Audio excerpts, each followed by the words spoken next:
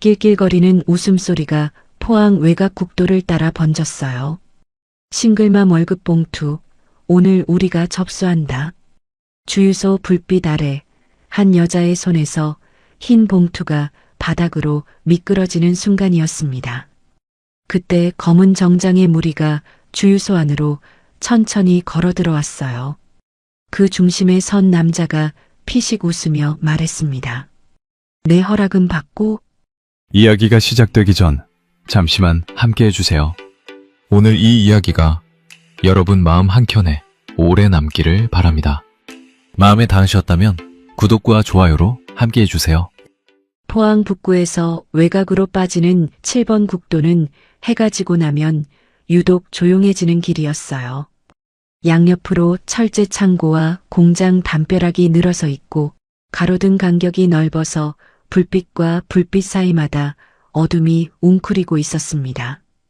그 국도 중간쯤에 청룡주유소라는 낡은 간판이 하나 서 있었어요.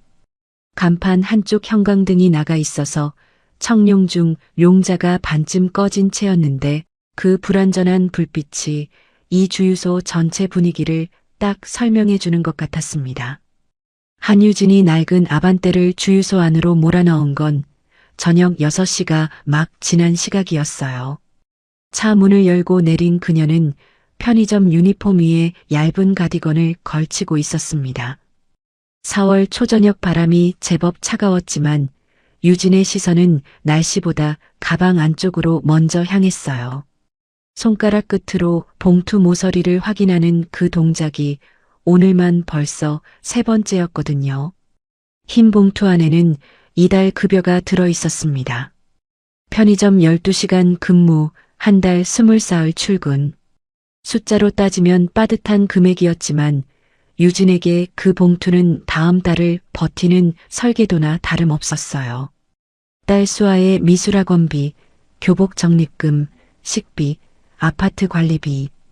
봉투 겉면에는 굵은 펜으로 항목별 금액이 작게 적혀 있었고 그 숫자들 사이 어디에도 여유라는 건 없었습니다. 셀프 주유기 앞에 차를 대고 카드를 꺼내려는데 등 뒤에서 발소리가 들렸어요. 야, 잠깐. 유진이 돌아보기도 전에 목소리가 먼저 어깨를 눌렀습니다. 20 초반으로 보이는 두 남자가 주유소 진입로 쪽에서 천천히 걸어오고 있었어요. 앞쪽 남자는 야상 점퍼에 트레이닝 바지 차림이었고 손에는 반쯤 빈 캔맥주를 들고 있었습니다. 그 옆에 남자는 롱패딩 주머니에 두 손을 찔러 넣은 채 입꼬리를 올리고 있었어요. 둘 다 술 냄새가 먼저 왔고 눈빛은 이미 무언가를 정해둔 사람들의 그것이었습니다. 그 두 사람이 임태영과 강성준이었어요.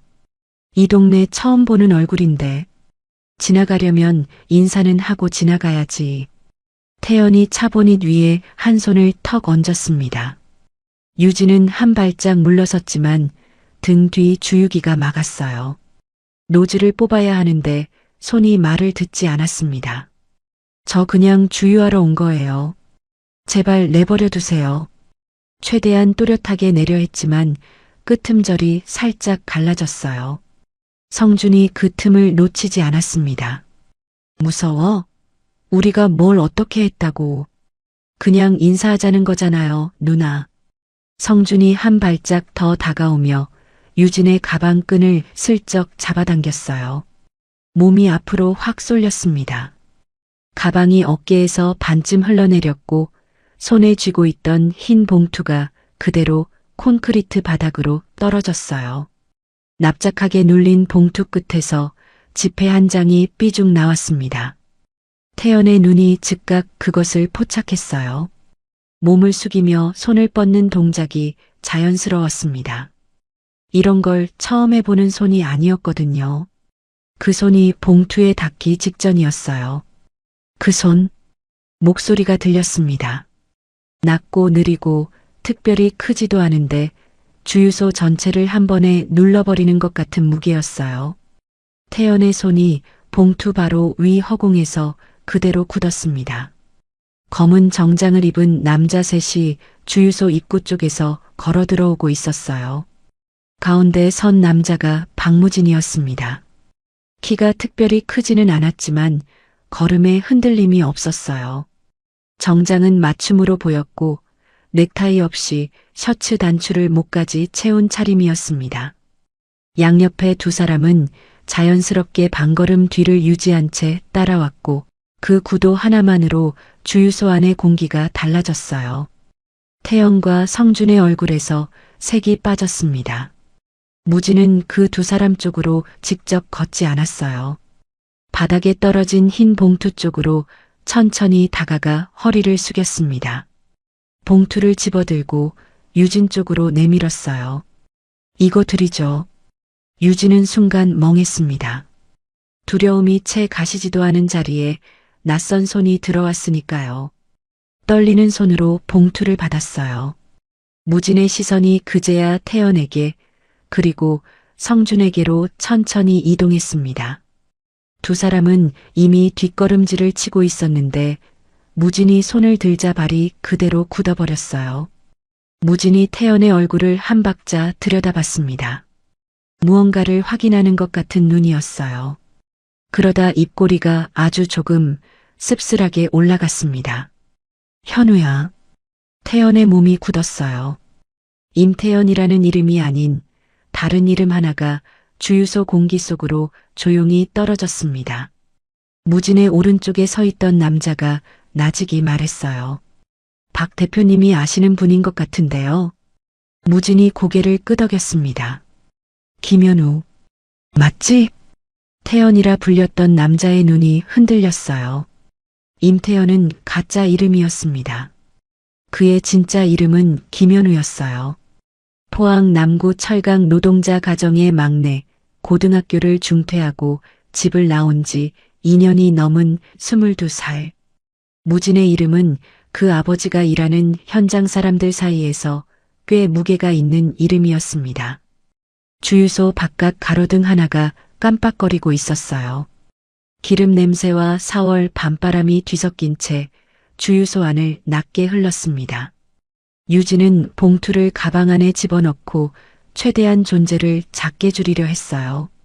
두 걸음만 가면 차문이었는데 지금 이 공기 속에서 그 두 걸음이 너무 먼 거리처럼 느껴졌습니다. 무진은 서두르지 않았어요.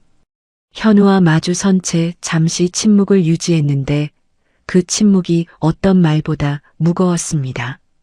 현우는 시선을 바닥에 내리깔고 있었고 성준은 슬금슬금 뒤로 물러나다가 무진 오른쪽 남자에게 눈으로 한번 제지당하더니 그 자리에 굳어버렸어요. 나 기억하지? 무진이 먼저 입을 열었습니다. 낮고 건조한 목소리였지만 적대감보다는 확인에 가까운 톤이었어요. 현우의 턱이 미세하게 움직였습니다. 긍정도 부정도 아닌 무언가를 억누르는 움직임이었어요. 알죠. 근데 저랑 무슨 상관이에요. 내 아버지가 우리 쪽 현장에서 10년 넘게 일했어. 사람 좋기로 소문났고 내가 집 나왔다는 소식 들었을 때 그분이 얼마나 자책하셨는지 알아? 현우의 입술이 잠깐 떨렸어요. 그러나 곧 굳혔습니다.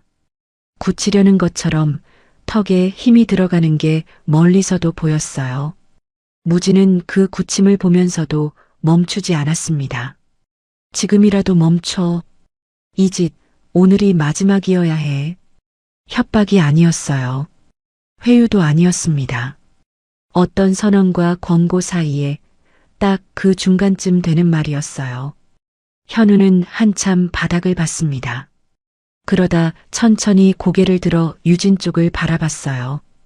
유진과 눈이 마주쳤습니다. 유진의 손이 가방을 한 번 더 꽉 쥐었어요. 아까 가방 끈을 잡아당기던 손, 봉투를 집으려던 눈빛이 아직 몸 어딘가에 남아 있었거든요. 현우는 그 모습을 봤습니다. 자신이 무엇을 하려 했는지가 다른 사람의 몸 위에 고스란히 새겨져 있다는 걸 그 눈빛 하나에서 읽은 것 같았어요. 무언가가 현우의 눈 안에서 흔들렸습니다. 거칠게 굳혀두었던 것이 아주 조금 세로로 갈라지는 것 같았어요. 죄송합니다. 현우가 유진을 향해 고개를 숙였어요. 짧고 낮은 말이었지만 주유소 안의 공기가 아주 미세하게 달라졌습니다. 성주는 옆에서 눈만 껌뻑이고 있었어요. 자신이 알던 현우와 다른 사람 같았거든요. 다시는 안 할게요. 진짜로요. 현우의 목소리는 낮았지만 이번엔 떨리지 않았습니다. 유진은 잠시 그를 바라봤어요. 두려움과 당혹감 사이에서 아주 작은 안도 같은 것이 비집고 들어오는 게 느껴졌습니다. 무진이 조용히 손짓했어요. 오른쪽 남자가 성준의 팔을 가볍게 잡고 주유소 한쪽으로 데려갔습니다. 특별한 말은 없었지만 그 구도 자체가 분명한 선언이었어요. 오늘 이후 이 두 사람이 이런 방식으로 다시는 나타나지 않을 거라는 것을요. 무진이 그제야 유진 쪽으로 반쯤 몸을 돌렸습니다.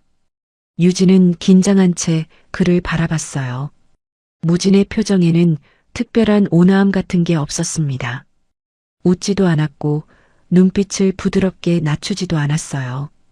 그냥 덤덤하게 당연한 일을 한 사람의 얼굴이었습니다. 놀라셨죠? 네. 이쪽 길밤에 자주 다니세요? 아니요. 오늘 좀 늦어져서요. 다음엔 안쪽 주유소 쓰세요. 여기 워낙 외진데라서 안심시키려는 것도 무언가를 기대하는 것도 아닌 그냥 사실 전달 같은 말이었어요. 유진은 그게 오히려 더 이상하게 느껴졌습니다. 두려운 것들은 대개 친절한 척 다가오는 법인데 이 사람은 친절한 척조차 하지 않으면서도 도움이 됐거든요. 무진 오른쪽에 서 있던 남자가 낮은 목소리로 말했습니다. 대표님, 저분 차 좀 보세요. 무진의 시선이 유진의 아반떼 쪽으로 향했어요. 번호판 아래 찌그러진 자국, 눈에 띄게 다른 앞 타이어, 그리고 무엇보다 엔진 커버 쪽에서 아주 희미한 흰 연기가 피어오르고 있었습니다. 유진이 차를 다시 돌아봤어요. 엔진 커버 쪽에서 피어오르는 희미한 흰 연기를 확인하는 순간 가슴이 철렁 내려앉았습니다. 냉각수가 빠진 건지 다른 문제인지 차의 전문가가 아니어도 저 연기가 좋은 신호가 아니라는 건 알았어요. 유진의 시선이 연기와 가방 안봉투 사이를 오갔습니다. 이번 달 수리비는 예산에 없는 항목이었거든요. 무진 오른쪽 남자가 유진 쪽을 향해 물었어요. 후드 열어봐도 될까요? 유진이 머뭇거리며 고개를 끄덕이자 그가 능숙하게 후드를 열었습니다.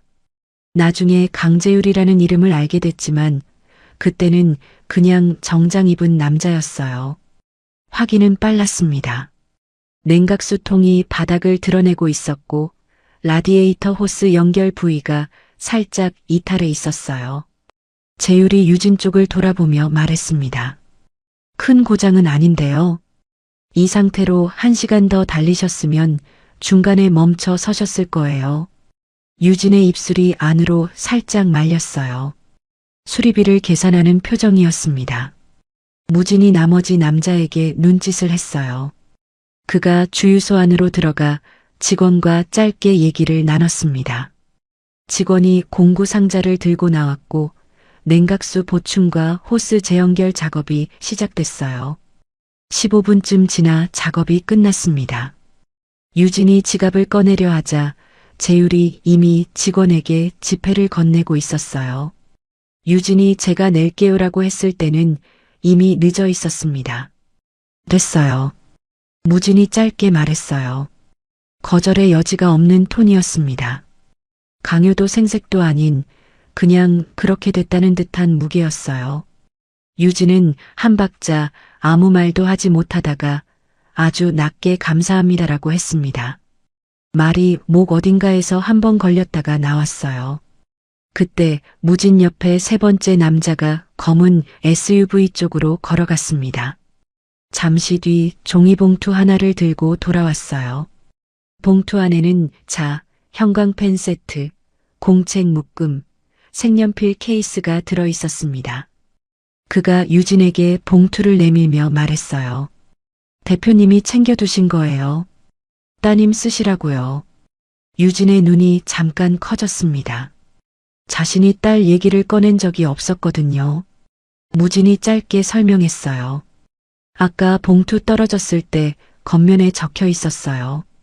수아 미술학원이라고요. 아 하고 유진이 낮은 소리를 냈습니다. 매달 항목별로 봉투를 나눠 쓰는 습관이었어요. 봉투 겉면에 굵은 펜으로 용도를 적어두는 것도요. 그게 이렇게 읽힐 줄은 몰랐습니다. 무진이 손에 쥐고 있던 걸 유진에게 내밀었어요.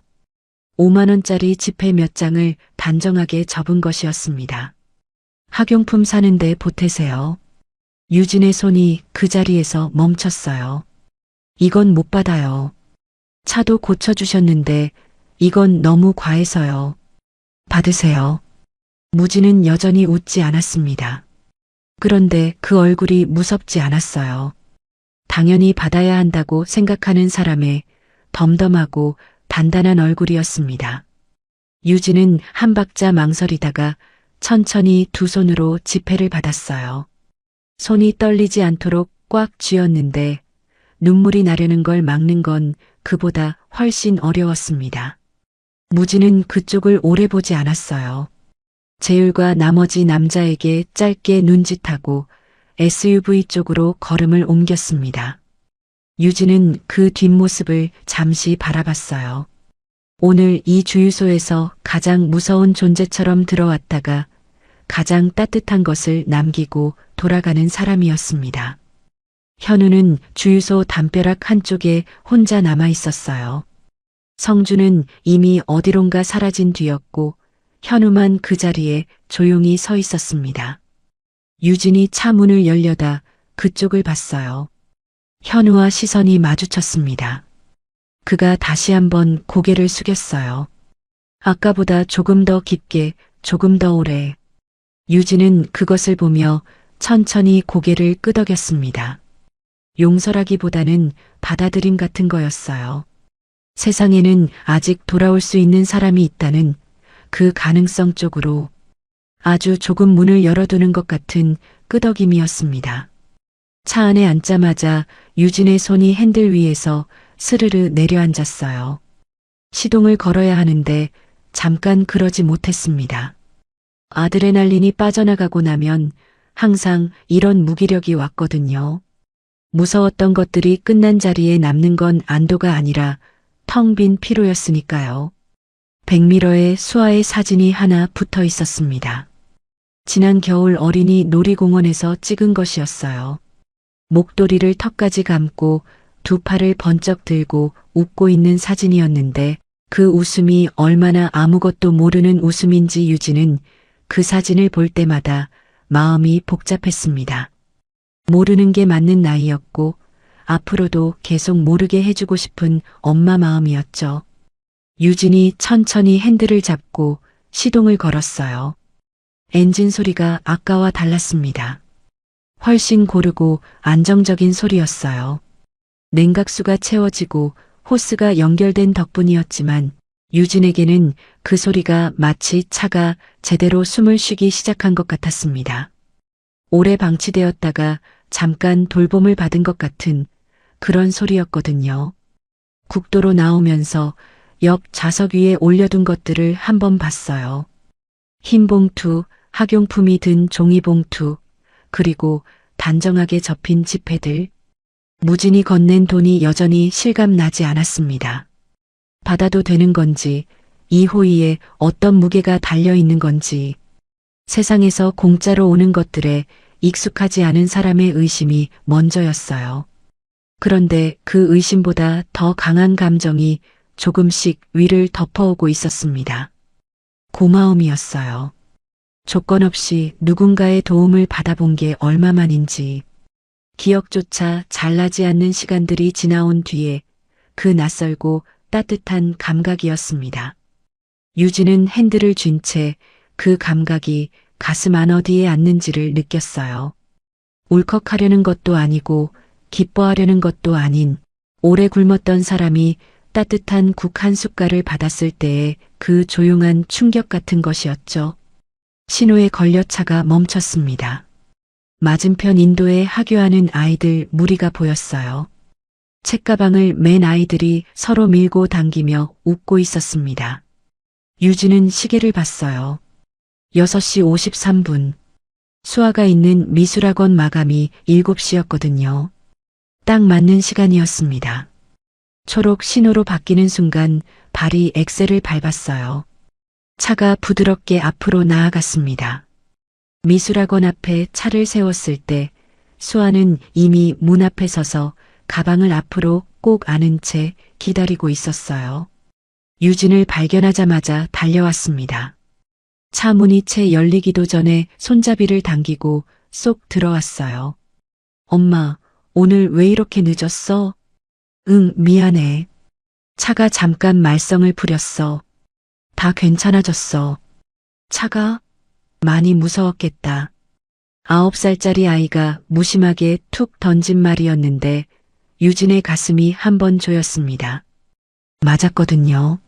무서웠어요. 그런데 그 무서움 끝에 예상하지 못한 온기가 기다리고 있었고 그게 지금도 차 안 어딘가에 아직 남아 있었습니다. 수아가 가방에서 종이 한 장을 꺼냈어요. 반으로 접혀 살짝 구겨진 그림이었습니다. 짧은 머리의 여자와 그 옆에 작은 아이가 손을 잡고 서 있었어요. 배경은 노을이었는데 주황과 노란색이 섞인 하늘 아래 두 사람이 웃고 있었습니다. 오늘 그렸어. 선생님이 잘 됐다고 하셨어. 유진은 그림을 무릎 위에 올려놓고 한 박자 바라봤어요. 그림 속 두 사람이 웃고 있었습니다. 그리고 그 웃음이 그림 밖에서도 진짜로 이어지길 바라는 마음이 유진의 가슴 어딘가에서 조용히 싹을 틔우고 있었어요. 삶은 여전히 빠듯하고 국도는 여전히 어두웠지만 오늘 저녁 한 번은 세상이 등을 밀어줬다는 게 거짓이 아니었으니까요. 유진이 수아의 머리를 한번 쓰다듬었습니다. 수아가 기분 좋게 어깨를 움츠렸어요. 낡은 아반떼 안에 두 사람의 웃음소리가 작게 채워졌고 그것이 오늘 이 긴 저녁의 마지막이었습니다. 그로부터 사흘이 지났어요. 포항 북구 장량동 골목 안쪽에 있는 편의점 오나루마트는 아침 7시부터 저녁 10시까지 유진이 혼자 지키는 곳이었습니다. 점주인 황봉식 씨는 60 중반의 과묵한 노인이었어요. 유진이 이곳에서 일한 지 3년이 넘었는데 황 씨에게 칭찬을 들은 건 딱 2번, 불평을 들은 것도 딱 2번이었습니다. 그 비율이 유진에게는 나름 공평한 직장의 증거였어요. 월급은 최저임금에 조금 얹어주는 수준이었지만 황 씨는 수아가 아프거나 학교 행사가 있을 때 미리 말하면 시간을 조정해줬습니다. 그 한 가지 융통성이 유진이 이 일을 3년 넘게 이어온 이유였어요. 화요일 오전 편의점 유리문이 열리는 소리가 났습니다. 유진이 진열대 정리를 하다가 고개를 들었어요. 낯선 얼굴이었습니다. 30 중반쯤 돼 보이는 여자였는데 머리를 단정하게 묶었고 얇은 트렌치 코트 안에 흰 셔츠를 입고 있었어요. 손에는 텀블러 하나. 혹시 파트타임 구인 공고 아직 유효한가요? 유진은 잠깐 생각했습니다. 황 씨가 한 달 전에 유리문 안쪽에 붙여둔 공고였는데 아직 그대로였거든요. 황 씨를 불러 두 사람이 잠시 얘기를 나눴어요. 여자는 자신을 전소희라고 했습니다. 유진은 카운터로 돌아와 진열 작업을 이어갔지만 귀는 자연스럽게 그쪽으로 열려 있었어요. 소희가 말하는 방식이 편의점 아르바이트를 구하는 사람의 그것과 달랐거든요. 질문이 군더더기 없이 정확했고 필요한 말만 골라서 했으며 근무 시간대를 확인하는 방식도 꼼꼼했습니다. 어딘가 전직이 있는 사람 같은 느낌이었어요. 황 씨가 계약서를 꺼냈고 소희는 금요일부터 오후 타임을 맡기로 했습니다. 유진과 시간이 겹치는 날이 주 이틀이었어요. 소희가 나가면서 유진에게 가볍게 인사를 건넸습니다. 잘 부탁드려요. 전소희예요. 한유진이에요. 저도 잘 부탁드려요. 짧은 첫 인사였어요. 스쳐 지나가는 인연의 첫 문장처럼 별 무게 없이 끝났습니다. 그런데 그 금요일 첫 출근한 소희는 유진이 예상한 것과 달랐어요. 오후 2시에 들어와서 유진이 간단히 업무를 안내했는데 포스 시스템 설명을 한 번만 들었는데도 실수가 없었거든요. 메모도 하지 않았어요. 유진이 넌지시 물었습니다. 이런 일 해보신 적 있어요? 비슷한 건요. 소희는 더 말하지 않았습니다. 유진도 더 묻지 않았어요. 사람마다 말하고 싶지 않은 이전이 있다는 걸 아니까요. 퇴근 시간이 가까워질 무렵이었습니다. 편의점 전화가 울렸어요. 유진이 받았는데 낯선 남자 목소리였습니다. 낮고 또렷하고 어딘가 익숙한 무게가 있었어요. 한유진 씨죠? 네, 맞는데요. 박무진입니다. 주유소에서 뵀었죠. 유진의 손가락이 전화기 위에서 멈췄어요. 그날의 주유소가 머릿속에 빠르게 펼쳐졌습니다. 아, 네. 그때 정말 감사했어요. 전화한 건 그것 때문이 아니에요. 유진 씨가 알면 좋을 것 같은 게 있어서요. 시간 괜찮으실 때 잠깐 만날 수 있을까요? 유진의 가슴이 한 번 조였습니다. 그날의 호의가 끝이 아니었던 건지 아니면 그 호의에 처음부터 이유가 있었던 건지. 세상에서 먼저 다가오는 사람들이 항상 좋은 의도만은 아니라는 걸 살면서 너무 많이 봐왔거든요. 무슨 말씀이신데요? 유진 씨 편의점이 있는 이 건물 관련된 얘기예요. 소희가 진열대 쪽에서 이쪽을 한번 봤습니다. 유진과 눈이 마주쳤지만 소희는 자연스럽게 시선을 돌렸어요. 유진은 전화기를 잡은 손에 힘을 줬습니다. 내일 점심에 편의점 근처로 오실 수 있어요? 그 짧은 약속이 이 이야기의 다음 장을 여는 문이었어요. 다음 날 낮 12시 편의점에서 2블록 떨어진 국밥집이었습니다. 무진이 먼저 와 있었어요. 혼자였고 검은 정장 대신 어두운 면바지에 단정한 셔츠를 입고 있었습니다. 주유소에서 봤을 때보다 훨씬 평범해 보였지만 그 평범함이 어색하지 않은 사람이었어요. 유진이 맞은편에 앉자 무진이 먼저 입을 열었습니다. 바쁘신데 시간 내주셔서 감사해요. 궁금하기도 했어요. 유진은 물을 한 모금 마셨습니다. 안에서 국밥 끓는 소리가 났어요. 평범한 점심시간의 풍경이었지만 테이블 위 공기는 달랐습니다. 무진이 천천히 본론을 꺼냈어요.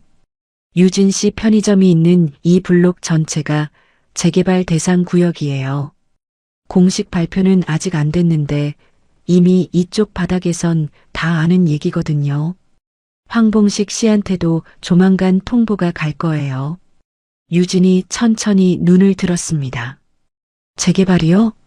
건물주가 이미 시행사랑 계약을 마쳤어요. 연말 안에 명도 절차에 들어갈 거고요. 황 씨는 아마 지금 모르실 거예요. 건물주가 세입자한테 아직 통보를 안 했으니까요. 유진의 손이 무릎 위에서 멈췄습니다.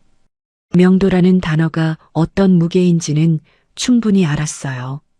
3년을 지킨 일터가 그냥 사라질 수 있다는 이야기였으니까요. 그걸 왜 저한테 말씀하시는 거예요? 무진이 그 질문을 기다린 것 같았어요. 시행사 측에서 세입자 보상 절차를 법 테두리 안에서 최소한으로 처리하려는 움직임이 있어요. 황 씨 같은 소규모 점주들이 제대로 된 안내도 못 받은 채 그냥 나가게 생긴 거예요. 아는 사람은 챙기고 모르는 사람은 그냥 밀어내는 방식이죠. 유진의 눈이 잠깐 좁아졌습니다. 그게 불법 아닌가요? 불법은 아니에요. 그냥 불공정한 거죠. 법이 허용하는 범위에서 최대한 덜 주는 거니까요. 근데 모르면 당하는 거고 알면 받을 수 있는 거예요. 무진이 테이블 위에 종이 한 장을 꺼내 폈습니다. 변호사 이름과 연락처가 적혀 있었어요. 이분이 임차인 권리 쪽 전문이에요. 황 씨한테 이 연락처 전해주세요. 근데 제가 알려줬다고는 하지 마시고요. 유진 씨가 직접 알아봤다고 하세요. 왜요? 제 이름이 들어가면 황 씨가 선뜻 받아들이기 어려울 수 있어요. 유진은 그 솔직함이 의외였습니다. 자신의 이름이 어떤 무게로 들릴 수 있는지 알고 있고, 그래서 기꺼이 빠지겠다는 거였으니까요. 무진이 담담하게 덧붙였어요. 저는 도움이 됐으면 하는 거예요. 이름이 안 남아도 돼요. 유진은 종이를 받았습니다. 손끝으로 종이의 질감을 한번 느끼면서 이 사람이 어떤 이유로 이 자리에 나왔는지를 다시 한번 생각했어요. 이익이 보이지 않았습니다. 개발구역에서 세입자 편을 드는 건 시행사와의 관계를 불편하게 만드는 일인데, 그런데도 이 사람은 왔거든요. 점심이 나왔어요. 잠시 말없이 국밥을 뜨다가 유진이 입을 열었습니다. 주유소에서도 오늘도. 왜 자꾸 도와주시는 거예요? 별 이유 없어요. 그런 이유로 이런 일을 하는 사람은 없어요. 무진이 숟가락을 내려놨습니다. 짧게 생각하는 것 같더니 낮게 말했어요. 제 어머니가 유진 씨 또래에 비슷한 상황이었어요. 혼자서 저 키우셨고, 그때 아무도 안 도와줬거든요. 더 이상 말이 없었습니다. 유진도 더 묻지 않았어요. 국밥집 창밖으로 사람들이 지나갔고, 4월 한낮의 햇볕이 테이블 위에 비스듬히 내려앉았습니다. 두 사람은 그 햇볕 안에서 밥을 다 먹을 때까지 별다른 말 없이 앉아 있었어요.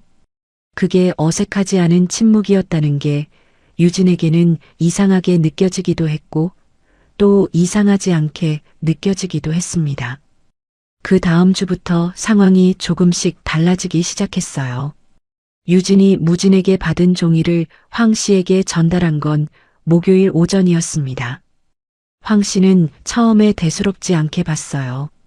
그런데 재개발이라는 말이 나오자 얼굴이 굳었습니다. 변호사 연락처를 받아들 때는 손이 미세하게 떨렸어요. 하지만 아무 말 하지 않았습니다. 원래 말이 많은 분이 아니었거든요. 그날 저녁 황 씨가 변호사에게 전화를 걸었어요. 이튿날 상담이 잡혔고 다녀온 황 씨의 표정이 달라져 있었습니다. 가만히 당하고 있을 상황이 아니라는 걸 처음으로 알게 된 사람의 얼굴이었어요. 소희는 그 과정을 조용히 지켜봤습니다. 편의점 오후 타임을 맡으면서 유진과 자연스럽게 짧은 대화들이 쌓이고 있었어요. 소희는 말이 많지 않았지만 듣는 쪽으로는 집중하는 사람이었습니다. 유진이 말할 때 딴 일을 하지 않았거든요. 수요일 저녁 편의점 마감 직전이었어요. 소희가 진열대 쪽을 정리하다가 조용히 입을 열었습니다.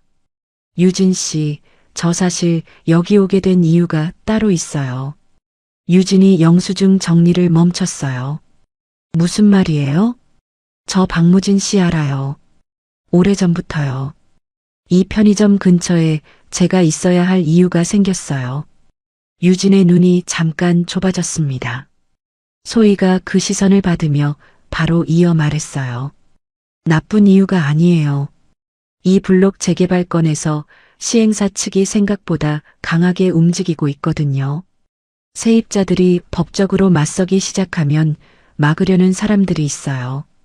그쪽에서 황 씨한테 직접 압박을 넣을 가능성이 있어서 제가 가까이 있는 거예요. 유진은 그 말을 천천히 받아들였습니다. 소희가 그냥 아르바이트를 구하러 온 게 아니었다는 것, 그리고 이 모든 흐름에 자신이 연결되어 있다는 것이 머릿속에서 맞춰지기 시작했어요. 저한테는 처음부터 말해줬어야 하는 거 아닌가요? 맞아요. 그래서 지금 말하는 거예요. 소희의 눈빛이 흔들리지 않았습니다. 거짓이 없는 눈이었어요. 저 예전에 법무법인에서 일했어요. 부동산 분쟁 쪽이었고요. 지금은 무진 씨 쪽 일을 돕고 있는데 무진 씨가 직접 나서기 어려운 부분을 제가 맡는 거예요. 그로부터 사흘 뒤 예상했던 일이 실제로 벌어졌습니다. 황 씨가 변호사 상담을 받았다는 사실이 어디선가 흘러나갔어요. 시행사 관계자인 윤철민이 직접 편의점을 찾아온 건 금요일 오후였습니다. 50대 초반에 말끔하게 차려입은 남자였는데 웃는 얼굴로 들어왔지만 눈은 웃고 있지 않았어요. 편의점 안에 손님이 없다는 걸 확인하고 나서야 카운터 앞으로 다가왔습니다. 사장님, 저도 원만하게 해결하고 싶어서요. 제가 드리는 조건이 시장에서 받을 수 있는 거보다 훨씬 좋아요. 변호사까지 끼우시면 일만 복잡해지고 시간 끌다 결국 더 받는 거 없이 나가게 돼요. 황 씨는 카운터 안에서 팔짱을 낀 채 들었습니다. 예전 황 씨였다면 이 말에 흔들렸을 거예요. 서류가 어떻게 되는지, 기한이 어떻게 되는지 몰라서 끌려다니는 쪽으로 갔을 거였습니다. 그런데 지금 황 씨의 눈은 달랐어요. 자신이 무엇을 요구할 수 있는지, 어디까지 버틸 수 있는지를 알게 된 사람의 눈이었습니다. 변호사 선임은 제 권리예요. 윤철민이 웃음을 유지했어요. 그야 당연하죠, 하. 저도 사장님이랑 좋게 마무리하고 싶어서 드리는 말씀이에요. 저도 좋게 마무리하고 싶어요. 법 테두리 안에서요. 윤철민의 입꼬리가 아주 조금 굳었습니다. 더 이상 말을 붙이지 않고 돌아섰어요. 편의점 문이 닫히고 나서 유진이 카운터 너머로 황 씨를 봤습니다. 황 씨가 3년 만에 처음으로 유진에게 짧게 웃었어요. 잘했죠? 잘하셨어요, 사장님. 정말이요. 소희는 진열대 뒤쪽에서 그 장면을 바라보다 조용히 휴대폰을 꺼냈습니다. 짧은 메시지 하나를 보냈어요. 수신인은 박무진이었습니다. 그 이후로 2주가 더 흘렀어요. 윤철민은 편의점에 다시 나타나지 않았습니다. 시행사 측이 변호사를 통한 공식 협상 채널로 방향을 바꿨거든요. 황 씨는 변호사와 함께 적정 보상 협상을 진행했고 처음 시행사가 제시한 금액의 2배에 가까운 이주 비용을 받아냈습니다. 법이 정한 것을 알고 요구했을 때 세상이 달라진다는 걸 황 씨는 60 중반이 넘어서야 처음으로 경험하는 것 같았어요. 소희는 협상이 마무리되는 날까지 편의점 오후 타임을 지켰습니다. 황 씨가 계약서에 서명하던 날 저녁 조용히 퇴사 인사를 했어요. 황 씨가 봉투를 하나 내밀었습니다. 소희가 사양하자 황 씨가 낮게 말했어요. 마음이에요. 그냥 받아요. 소희는 두 손으로 받았습니다. 유진은 그 장면을 카운터 안에서 바라보며 이 한 달이 얼마나 많은 것들로 채워져 있었는지를 다시 한번 실감했어요. 무진이 편의점 앞에 나타난 건 그날 늦은 오후였습니다. 소희를 데리러 온 것이었지만 유진을 보자 잠깐 걸음을 멈췄어요. 잘 됐다고 들었어요. 덕분이에요. 무진이 짧게 고개를 저었습니다. 황 씨가 잘하신 거예요. 알아야 할 것들을 알고 움츠러들지 않으셨으니까요. 알 수 있게 해주신 분이 있었으니까요. 무진은 그 말을 받아 어디에 두지 않았어요. 그냥 흘려보내는 것 같았습니다. 유진은 그것도 이 사람다운 방식이라는 걸 이제는 알았어요. 공을 남기려 하지 않는 사람이었거든요. 편의점 유리문 밖으로 해가 기울고 있었습니다. 4월 끝자락의 오후 햇볕이 유리를 통해 카운터 위로 비스듬히 들어왔어요. 유진은 그 빛 안에서 한 달 전 주유소 콘크리트 바닥에 납작하게 떨어졌던 흰 봉투를 떠올렸습니다. 그날 그 봉투를 집어들어 내밀던 손, 무뚝뚝하게 건네던 눈빛, 세상에 도움의 손길이 있다는 걸 그날 처음 안 게 아니었어요. 알고 있었지만 잊고 살았던 거였죠. 그런데 그날 이후로 유진은 그것을 다시 기억하기 시작했습니다. 무진과 소희가 편의점 앞을 떠나고 얼마 지나지 않아 수아가 달려왔어요. 오늘은 미술학원이 없는 날이라 옆집 할머니 댁에 있다가 오는 길이었습니다. 가방을 앞으로 안고 가뿐한 발걸음으로요. 엄마, 나 배고파. 그래, 오늘 뭐 먹을까? 떡볶이. 집에서 만들까? 응. 엄마가 만드는 거 더 맛있어. 유진이 피식 웃었어요. 수아가 손을 내밀었습니다. 작고 따뜻한 손이었어요. 유진이 그 손을 잡았습니다. 이 손을 놓지 않기 위해서라면 내일도 이 카운터 안에 설 수 있었어요. 삶은 여전히 빠듯했고 세상은 여전히 때로 무서웠지만 혼자가 아니라는 것, 그 사실 하나가 오늘 이 저녁을 버티게 하는 이유였으니까요. 두 사람이 편의점 문을 나서는 순간 석양이 장량동 골목 위로 길게 펼쳐졌습니다. 엄마와 딸의 그림자가 나란히 아스팔트 위에 놓였어요. 그 그림자가 수아가 그렸던 그림 속 두 사람과 꼭 닮아 있었습니다. 주황빛 노을 아래 손을 잡고 서 있는 두 사람. 그게 그림 밖에서도 진짜가 되고 있었어요. 여러분, 오늘 이야기 어떠셨어요?